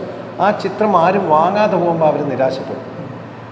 അപ്പോൾ ഇപ്പോഴും തന്നെ അവർക്കൊരു സൂചനയുണ്ട്. ഇവരുടെ ഇപ്പം ഈ മുമ്പ് 2 വിദ്യാർത്ഥികൾ സംസാരിച്ചു. അവരുടെ ചിത്രങ്ങൾ, ഇവിടെയുള്ള ചിത്രങ്ങൾ മാർക്ക് ചെയ്തിരിക്കുകയാണ്. ചിത്രം വിറ്റുപോയിട്ടുണ്ട്. ഇവിടെ ഏകദേശം ഇവിടെയുള്ള ഒരു 26 ചിത്രങ്ങളിൽ ഏകദേശം ഒരു 10 ചിത്രങ്ങളിലധികം ഇവിടെ ഓൾറെഡി ആൾക്കാർ വാങ്ങിച്ചു കഴിഞ്ഞു. ഇനിയുള്ള ദിവസങ്ങൾ, ഇനി 3-4 ദിവസം കൂടെ ചിത്ര പ്രദർശനമുണ്ട്. അപ്പോൾ അത് അങ്ങനെ ഒരു മനോഭാവം മാറി വന്നിട്ടുണ്ട്. തിരിച്ചു വരാം. ഇപ്പോൾ പിക്കാസോന്റെ ചിത്രം നോക്കിയിട്ട് ഒരു സിനിമാ നടൻ ഇപ്പോൾ ആയതുകൊണ്ട് സിനിമ ചോദിക്കും ആര് വരച്ച ചിത്രമാണ്, അതാരാണെന്ന് ചോദിക്കുന്ന ഒരു ചിത്രത്തിന്റെ ആശയം ഉൾക്കൊള്ളാൻ കഴിയാത്ത മനുഷ്യർ മുന്നിൽ വന്ന് പ്രത്യക്ഷപ്പെട്ടു. അതിൻ്റെ അനുഭവം. അപ്പോൾ നിങ്ങൾ വളരെ പ്രഗത്ഭനായ ഒരു ചിത്രകാരൻ, വലിയ അർത്ഥങ്ങൾ, ആഴങ്ങളിലേക്ക് പോകാൻ പറ്റിയ ഒരു ചിത്രം വരച്ചു വെച്ചിരുന്നു. വലിയ വ്യത്യസ്തപരമായ ഒരു ആളായിരിക്കും ചിലപ്പോൾ വരിക. ആ ചിത്രത്തിൻ്റെ ആശയം ഉൾക്കൊള്ളാൻ കഴിയാതെ സ്വകാര്യത്തിൽ എന്താണിത് എന്ന് ചോദിക്കുന്ന അനുഭവം പലപ്പോഴും പല സിനിമകളിലും നമ്മൾ അത്തരം രംഗങ്ങൾ കാണാറുണ്ട്. നിത്യജീവിതത്തിലും അത്തരം ചില രംഗങ്ങൾ കടന്നു വരാറുണ്ട്. അങ്ങനെ ഒരു അനുഭവം നോക്കാൻ പറ്റും. അങ്ങനെ ഒരു അനുഭവം എടുത്തു പറയാനുള്ള ഒരു എക്സ്പീരിയൻസ് ഞാൻ കാണാറുണ്ട്. എന്ന് വെച്ചാൽ ഞാൻ ഒബ്സർവ് ചെയ്യാറുണ്ട്. ഒരു ചിത്രത്തെ ആളുകൾ വീക്ഷിക്കുന്ന രീതി, ഒരു ഗാലറിയിൽ നമ്മൾ എക്സിബിറ്റ് ചെയ്യുന്നു, പലതരം മനുഷ്യരാണ് വരുന്നത്. അപ്പോൾ അവർ ഗാലറി കടന്നു പോകുന്നതും ചിത്രത്തിനെ അവർ നോക്കുന്ന ആ ഡിസ്റ്റൻസ് കീപ്പ് ചെയ്യുന്നതും അത്തരത്തിലുള്ള ഒരു ഇതുണ്ടല്ലോ, ആ ഒരു രീതി, അത് കാണുമ്പോൾ തന്നെ അറിയാം ഈ വ്യക്തിക്ക് ചിത്രം ആസ്വദിക്കാനുള്ള ഒരു ഇതുണ്ടോ, സെൻസ് വർക്ക് ചെയ്യുന്നുണ്ടോ ഇല്ലയോ എന്നുള്ളത് പെട്ടെന്ന് ഐഡന്റിഫൈ ചെയ്യാൻ പറ്റും. ഒരു രാസപ്രക്രിയ തന്നെയാണല്ലോ ഈ ആസ്വാദനത്തിന്റെ നിലവാരം. അത് പ്രകൃതിയെ സൃഷ്ടിപ്പിൽ തന്നെ ആ രാസപ്രക്രിയയുടെ അതിന്റെ ഏറ്റക്കുറച്ചിലുകൾ മനുഷ്യൻ ഉണ്ടായിക്കൊണ്ടിരിക്കും. അതെ അതെ. എം മുകുന്ദൻ എഴുതുന്നു, PS കരുണാകരൻ മാഷ് വരക്കുന്നു, അങ്ങനെ ഒരു കാറ്റഗറി. പ്രദീപ് ചുക്ലി ചിത്രം സംവിധാനം ചെയ്യുന്നു, സുഹാസ് വേലാണ്ടി ഈ പറയുന്ന പോലെ നല്ലൊരു ആർക്കിടെക്റ്റായി നിൽക്കുന്നു. അപ്പൊ അത് ശരിക്കും നമ്മൾ ആളുകളെ ചിത്രം കാണുമ്പോൾ തന്നെ ടീച്ചർക്ക് ബോധ്യപ്പെടും ഇവന്റെ ഈ വരുന്ന ആസ്വാദകന്റെ ആസ്വാദന നിലവാരം അല്ലെ? ശ്രുതി, ആരെങ്കിലും വന്ന് ഒരു ചിത്രകാരി എന്ന നിലക്ക് ശ്രുതിയോട് വന്നിട്ട് എനിക്ക് ഇങ്ങനെ എന്റെ മനസ്സിൽ ഒരു തീമുണ്ട്, ആ തീം എനിക്കൊന്ന് വരച്ചു എന്നാവശ്യപ്പെടാം, അങ്ങനെ ആവശ്യപ്പെട്ട ഏറ്റവും നല്ലൊരു തീം എന്ന് വെച്ചാൽ പോർട്രേറ്റ് ആണ് അധികവും പറയാറ്. പോർട്രേറ്റ് വരയ്ക്കാൻ, പിന്നെ ഇപ്പം പറഞ്ഞ പോലെ ഒരു മ്യൂറൽ പെയിന്റ് വരച്ചു തരുമോന്ന് ചോദിച്ചിട്ട് പറഞ്ഞിട്ടുണ്ട്. ഇതിന്റെ ഇപ്പം ശ്രുതി വരയ്ക്കുന്ന ചിത്രങ്ങളിലെ വില നിശ്ചയിക്കുന്നത് എന്തടിസ്ഥാനത്തിൽ? എടുക്കുന്ന സൈസിന്റെ എല്ലാം സ്ക്വയർ സെന്റിമീറ്റർ കണക്കുണ്ടോ? അങ്ങനെയല്ല, ഇപ്പൊ അവര് പറയൂലേ ഇത്ര സൈസിൽ വേണമെന്നല്ലോ, അപ്പൊ ആ സൈസ് നമ്മൾ കുറച്ചുകൂടി ഇതായിട്ട് വരക്കണല്ലോ, അതിന്റെ എല്ലാ അടിസ്ഥാനത്തിൽ വാങ്ങാറുണ്ട്.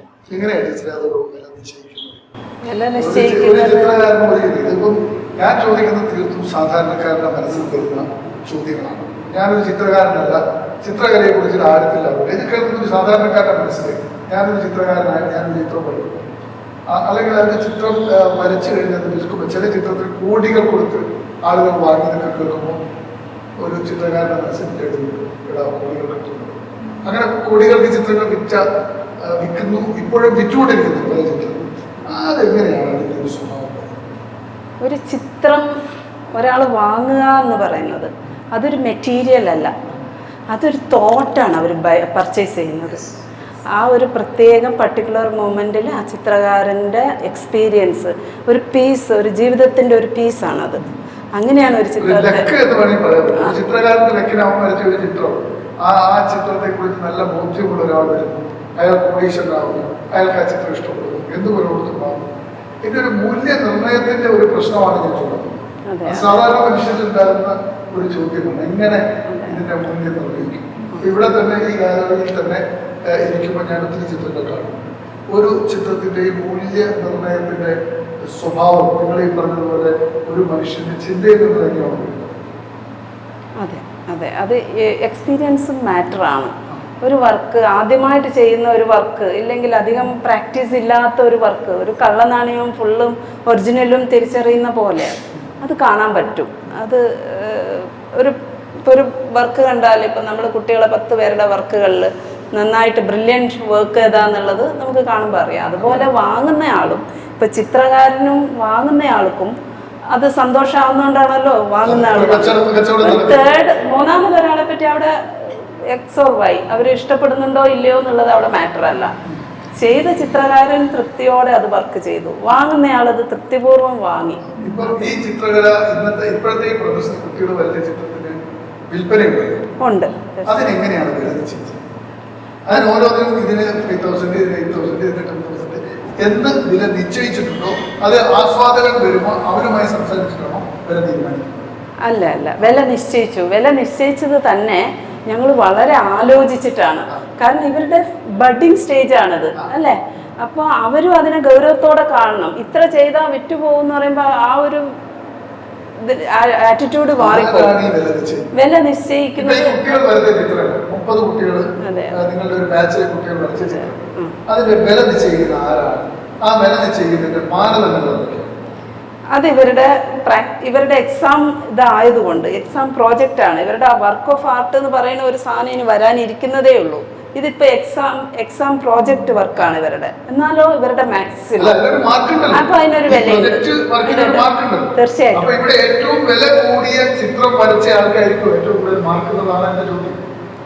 അതിവിടെ മൂല്യം നിശ്ചയിക്കുന്നത് വില വെച്ചിട്ടാണ്. അപ്പൊ ഈ വരച്ചിരിക്കുന്ന ചിത്രത്തിൽ 5,000, 10,000, 8,000 റേറ്റ് ഉണ്ടാകാം. അപ്പൊ അതിനകത്ത് ഏറ്റവും വില കൂടിയ ചിത്രം, അതിന് ഏറ്റവും കൂടുതൽ മാർക്ക് എന്ന് നമുക്ക് കരുതാൻ പറ്റും. ഇല്ല, തീർച്ചയായിട്ടും അത് കരുതാൻ പറ്റില്ല. കലയും ഇതും തമ്മിലൊരു ബന്ധമില്ല. ഇല്ല ഇല്ല ഇല്ല. ഇവിടെ ഇപ്പം നിലവിൽ ഞങ്ങൾക്ക് കുട്ടികളെല്ലാം ഒരുപോലെയാണ്. ഇതിലിപ്പം ഞങ്ങൾ ഒരു സൈസ് വെച്ചു. ഹാഫ് ഇമ്പീരിയർ വർക്കിന് ഇപ്പം 3000 വെച്ചു. ഏറ്റവും കുഞ്ഞു വർക്ക് അത് 1000. എന്നുവെച്ചാൽ അവരും എളിമപ്പെടണം. അവരുടെ വർക്ക് അവരായിട്ടില്ല എന്നൊരു ബോധം അവർക്കും വരണം. അത് നിർബന്ധമാണ്. പരുവപ്പെട്ടിട്ടില്ല. ഞാൻ വലിയ എഴുത്തുകാരനാണെന്നുള്ള തോന്നൽ അല്ലെങ്കിൽ ചിത്രകാരനാണെന്ന തോന്നൽ മനസ്സിലേക്ക് വരാൻ പാടില്ല. അത് അവരെ വളർച്ച, അത് അവരുടെ വിശ്വാസികളുടെ മലബാർ എത്ര ഇത്തരത്തിലുള്ള ചിത്രകല അഭ്യസിക്കുന്ന സ്ഥാപനങ്ങൾ? അത് അതിനുള്ള ഒരു കാര്യമാണ് നമ്മളിപ്പോഴേ പിന്നെ അതിനു വേണ്ടിയാണ് നമ്മൾ ശ്രമിച്ചുകൊണ്ടിരിക്കുന്നത്. ഭാരതപ്പുഴക്കിപ്പുറം കാസർഗോഡ് വരെ ഒരു സ്കൂൾ ഓഫ് ആർട്സ് പോലെയുള്ള സ്ഥാപനങ്ങൾ, ചിത്രകലാ പഠന സ്ഥാപനങ്ങൾ ഫൈൻ ആർട്സ് ലെവലിലില്ല, ഫൈൻ ആർട്സ് കോളേജില്ല. ഇങ്ങനെയുള്ള സ്വകാര്യ വ്യക്തികൾ നടത്തുന്ന ഇവർ പറഞ്ഞല്ലോ, സ്വകാര്യ വ്യക്തികൾ ഇപ്പം ദീപേഷ് അവരുടെ നാട്ടിലൊരു കല അതിന്റെ ഒരു മാനദണ്ഡം അങ്ങനെ പ്രവർത്തിക്കുന്ന ഇപ്പൊ ഒരു ചിത്രകാരൻ അല്ലെങ്കിൽ ചിത്രകാരി നടത്തുന്ന അത്തരം ക്ലാസുകളുടെ ഒരു സർട്ടിഫിക്കേഷൻ എങ്ങനെയാണ് അതിന്റെ സ്വഭാവം? അല്ല, അതിലെ ഒരു കാര്യമുണ്ട്. ഇപ്പം ഇത് ഗവൺമെൻറ് അംഗീകൃതമാണ്. ഇവിടെ പഠിച്ചു കഴിഞ്ഞാൽ ജോലി കിട്ടുന്നുള്ള ഈ ഡിപ്ലോമ കോഴ്സാണ്. പക്ഷേ ഇവിടെ പുറമേ സ്വകാര്യ വ്യക്തികൾ നടത്തുന്ന നല്ല ചിത്രകാരന്മാർ അവർ വിചാരിക്കാൻ നമ്മൾ കുറേ കുട്ടികളെ പഠിപ്പിക്കാമെന്നുള്ള രീതിയിൽ സ്ഥാപനങ്ങൾ, ഞാൻ പേരെടുത്ത് പറയുന്നില്ല, സ്ഥാപനങ്ങൾ കണ്ണൂർ ജില്ലയിലും മറ്റ് ജില്ലകളിലൊക്കെ ഉണ്ട്. പക്ഷേ വളരെ വിഷമമുള്ളൊരു കാര്യം, ഏറ്റവും കൂടുതൽ കലാകാരന്മാരുള്ള ജില്ല പയ്യന്നൂർ, കണ്ണൂർ ഒക്കെയുള്ള ജില്ലകളിൽ നിന്ന് ഉപരിപഠനത്തിന് വേണ്ടി ഇപ്പം നമ്മളിപ്പോൾ MBBS, പണ്ട് MBBS മാത്രം മതി, പണ്ട് BSc എഞ്ചിനീയറിംഗ് മാത്രം മതി, പണ്ട് ആർക്കിടെക്ചർ ഉണ്ടായിരുന്നില്ല, പണ്ട് ഇൻറ്റീരിയർ ഡിസൈനിങ് ഉണ്ടായിരുന്നില്ല. പക്ഷേ ഇപ്പോഴേ എന്താ വെച്ചാൽ അതൊന്നും പോരാ. അപ്പോൾ കാലത്തിനനുസരിച്ച് നമ്മൾ പോകണം എന്നുള്ള രീതിയിൽ ഈ സർട്ടിഫിക്കറ്റ് കോഴ്സ് കഴിഞ്ഞ് കഴിഞ്ഞാൽ പിന്നെ പോകേണ്ടത് bachelor of fine arts BFA അല്ലെങ്കിൽ MFA. അത് ഇവിടെ ഡിപ്ലോമ. ഇതിൻ്റെ ഉപരിപഠനത്തിന് ശരിക്കും പറയാ വെച്ചാൽ ഭാരതപ്പുഴക്കപ്പുറം Thrissur fine arts college, Mavelikkara, Tripunithura, Thiruvananthapuram fine arts college. അതിൻ്റെ ചോദ്യം വിട്ടുപോകും. പൊന്മണി തോമസ് ഇതിൻ്റെ പ്രിൻസിപ്പളായിട്ട് പോകുന്നത് ഇത്രയും പഴക്കപ്പെടുന്ന 91 വർഷം പഴക്കമുള്ള താങ്കൾ ഇതിൻ്റെ പ്രിൻസിപ്പൾ ആകാനുള്ള താങ്കളുടെ യോഗ്യതകൾ? എനിക്കിപ്പോൾ നിലവിലുള്ള യോഗ്യത എന്ന് പറയുന്നത്, ഞാൻ ഈ ആർട്ട് ഫീൽഡിൽ 30 വർഷത്തിലേറെയായി ആർട്ടിസ്റ്റായിട്ട് ഇപ്പം സർവൈവ് ചെയ്യും. അക്കാഡമിക് ബാക്ക്ഗ്രൗണ്ട് എന്ന് പറയുന്നത് ഇവിടെ തന്നെ KGC കഴിഞ്ഞു, അതിനുശേഷം BFAയും MFAയും കഴിഞ്ഞു. അതായത് MFA ആണോ ഇതിന്റെ ഏറ്റവും വലിയ ഈ നമ്മളൊരു റിസർച്ച് സ്കോളർ എന്നെല്ലാം പറയുന്ന പോലെ ഡിഗ്രി PG എല്ലാം കഴിഞ്ഞു? പിന്നെയും ഉണ്ട് PGക്ക് തുല്യമാണ്. അത് PGക്ക് ഈക്വൽ ആണ് ഇത്. അതിനുശേഷം പിന്നെ ഡോക്ടറേറ്റ് PhD ഉണ്ട്. ശ്രുതിയോടൊന്ന് ചോദിക്കാം, ഇപ്പോൾ ഇവിടുത്തെ ഡിപ്ലോമ കോഴ്സ് കഴിയാം, ചിത്രകലയോട് താല്പര്യമുണ്ട്, അടുത്ത സ്റ്റെപ്പ് അടുത്ത സ്റ്റെപ്പ് കാറ്റഡ് എഴുതണം. കാറ്റഡ് എഴുതണം എക്സാം. അത് കഴിഞ്ഞിട്ട് PSC നോക്കണം. ഇതിന്റെ തന്നെ PSC നോക്കണം. പരീക്ഷ എഴുതി ജോലിക്ക് ശ്രമിക്കണം. ഉപരിപഠനം ഇനിയില്ല, PG ഒന്നും താല്പര്യമില്ല. അപ്പോൾ മേഡം ഇരിക്കുന്ന കണ്ടില്ലേ, മേഡം പറഞ്ഞു ഇതിനകത്ത് PGക്ക് തുല്യമായ പരീക്ഷകൾ പാസ്സായിട്ടാണ് മേഡം ചെയ്യുന്നത്. അപ്പോൾ ഇത് ഇവിടെ വെച്ച് ഈ പരിപാടി നിർത്താനുള്ള പരിപാടിയാണോ? പഠനം ചിത്രകല മൊത്തം പഠിച്ചു എന്ന് തോന്നുന്നുണ്ടോ ശ്രുതിക്ക്? ഇല്ല. അപ്പോൾ തുടർന്ന് പഠിക്കണ്ടേ? ചിത്രകലയെ ശ്രുതിക്ക് ഭയങ്കര ഇഷ്ടമാണ്. എന്നാൽ ഇതിവിടെ വെച്ച് ഡിപ്ലോമയിൽ നിർത്തുന്നു, ഇനി ഞാൻ മെല്ലെ PSC എഴുതുന്നു, ജോലിക്ക് പോകും. ഇതിന്റെ തന്നെ PSC ശ്രമിക്കുക. അല്ല, PSC ജോലി കിട്ടിയ പണി തീർന്നല്ലോ. നമ്മുടെ നാട്ടിലൊരു പ്രത്യേകതയുണ്ട്, നല്ല കായിക താരങ്ങൾ ആഞ്ഞ് മത്സരങ്ങളിൽ വലിയ മെഡലും വാങ്ങും. അത് കഴിഞ്ഞ് ജോലി കിട്ടും, റെയിൽവേയിലോ എവിടെയും ഒരു ജോലി കിട്ടും, പിന്നെ ഒരൊറ്റ ഇരുത്താം. നിങ്ങൾ മത്സരമേഖല കണ്ടില്ല, അവസാനം തടിച്ചു കൊടുത്ത് ഇറങ്ങിപ്പോയി കണ്ടില്ല എന്ന് പറഞ്ഞു കഴിഞ്ഞാൽ അവർ അങ്ങനെയാണ്. അപ്പോൾ അവിടെ വെച്ച് നിർത്താനുള്ള പരിപാടി അല്ലേ? അല്ല, ഇത് തന്നെ കണ്ടിന്യൂ ചെയ്യുന്നത്. അല്ല, കണ്ടിന്യൂ ചെയ്യാന്ന് പറഞ്ഞു കഴിഞ്ഞാൽ പിന്നെ ഉപരിപഠനം PSC ജോലി കിട്ടിയാൽ പിന്നെ ശ്രുതി എന്താ ചെയ്യുക? പോവുക, കൃത്യമായിട്ട് ഒപ്പിടുക, പഠിപ്പിക്കുക, തിരിച്ചു വരിക, വൈകുന്നേരം 5 മണിയാകുമ്പോൾ എല്ലാ മാസം കൃത്യമായി ശമ്പളം വാങ്ങുക. പിന്നെ വേറൊരു പണിക്ക് സാധാരണ ആളുകൾ പോകാറുണ്ട്. അതുകൊണ്ടാണ് എൻ്റെ ചോദ്യം, ചിത്രകല പൂർണ്ണമായും പഠിക്കണമെങ്കിൽ കുറേ കാലം മുന്നോട്ട് പോകും.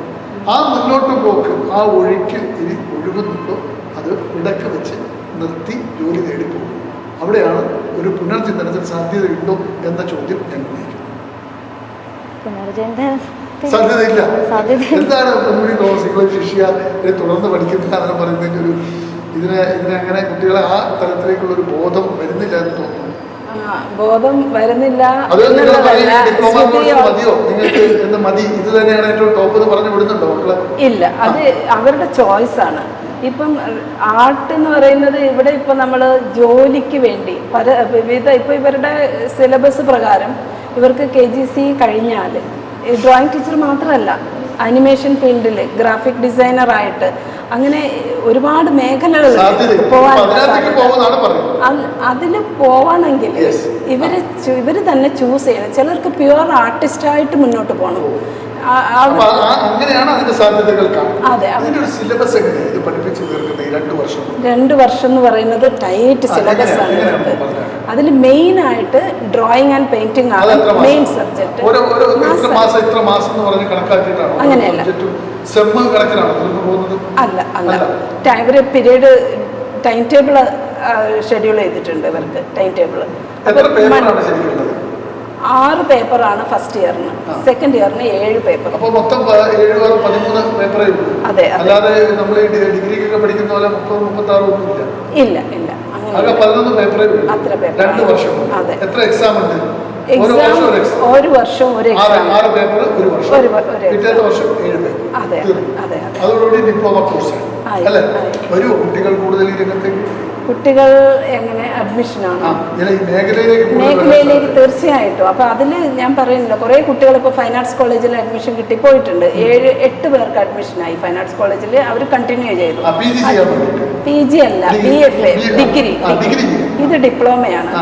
ഡിഗ്രി ചെയ്യാൻ വേണ്ടി പോയി. അപ്പോൾ അത് ചോയ്സാണ്. ജോലിക്ക് പോകണോ, തുടർന്ന് ഇതിലേക്ക് പോകണോ, അത് ഓരോ കുട്ടിയുടെയും ജീവിത സാഹചര്യം. ചിത്രകല അഭ്യസിച്ച ഉണ്ടാകുന്ന നേട്ടങ്ങൾ ഭൗതികമായും ആത്മീയം, മനുഷ്യൻ്റെ ആത്മീയമാണല്ലോ അതിന് ആസ്വാദനം. ചുരുങ്ങിയ വളരെ ചുരുങ്ങിയ ഏത് കലയായിക്കോട്ടെ, ചിത്രകലയിൽ പ്രത്യേകിച്ചിട്ട് അത് നിരന്തരമായിട്ടുള്ള അധ്വാനത്തിൻ്റെ, അർപ്പണബോധത്തിൻ്റെ, കഠിനമായിട്ടുള്ള പരിശ്രമത്തിൻ്റെ ഭാഗമായിട്ട് രൂപപ്പെടുന്ന ഒരു കലയാണ്. അപ്പോൾ അതിന് എന്ത് നമ്മൾ ചെയ്യണമെന്ന് വെച്ചാൽ, അതിന് നമ്മൾ ജീവിതം സമർപ്പിച്ചു കഴിഞ്ഞാൽ എന്ത് തന്നെയായാലും dedication will give good success. തിരിച്ചു വരാം. സുധി, ഇത്രയും കാലത്തെ ജീവിതാനുഭവം, പഠനം, ഇതൊക്കെ നൽകിയിട്ടുണ്ട്. എന്താണ് ഈ വരുന്ന കുട്ടികൾക്ക്? കുറേ നമ്മുടെ അനിയന്മാരും അനിയത്തിമാരൊക്കെ +2 എല്ലാം കഴിഞ്ഞ് നിൽക്കുന്ന കുറേ കുട്ടികളുണ്ടാവും.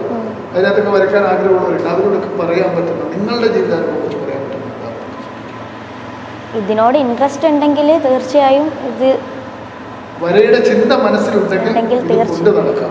സാധ്യതകൾ എന്താണ് പ്രിൻസിപ്പലിന് പൊതുസമൂഹത്തോട്, കുട്ടികളോട്, രക്ഷിതാക്കളോട് ഇതുവരെയുള്ള ഈ 30 വർഷത്തെ അനുഭവം വെച്ച് പറയാം?